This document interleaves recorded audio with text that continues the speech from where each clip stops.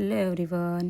आज जायचं होतं काकांकडे. मस्त छान छान सगळी कामं वगैरे मस्त आवरून घेतली. त्यानंतर मी बोलले थोडं स्किन केअर करून घ्यावं. मग स्क्रब केला थोडा. घरी जायचं आहे तर बघा माझी किती खुशी. मग त्यानंतर मस्त असं चेहऱ्यावर माझा ग्लो आला होता.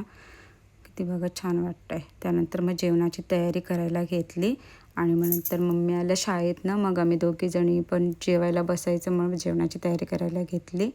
जेवण वगैरे किचनमधनं घेतलं नाही. माझ्या सासूबाई दोघींनी आम्ही मस्त जेवण असं करून घेतलं. त्यानंतर मी छान अशी रेडी झाली. घरी जायचं आहे तर बघा मी किती खुश आहे. त्यानंतर ममता हे आणि मी आम्ही निघालो. मग केक घेतला बेकरीतनं. त्यांच्या काकांच्या मुलीला तर खाऊ घेतलाय तिचा आवडीचा पांडा. तर तिची रिॲक्शन बघूया घरी गेल्यावर कशी आहे. काकांची मुलगी म्हणजे एकदम छोटी नाही, ती माझ्याच वयाची आहे, पण तिची रिॲक्शन बघूया. ती गंमतसाठी म्हणून तिला पांडाचा खाऊ घेतला.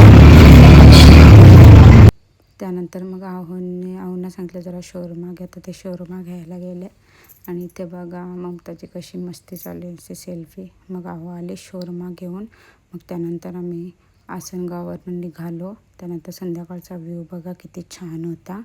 मग खडवलीला पोहोचल्यानंतर आम्हाला स्टेशनच्या इथं जरा थोडं ट्रॅफिक लागली. थोडा उशीरच झाला तिथे.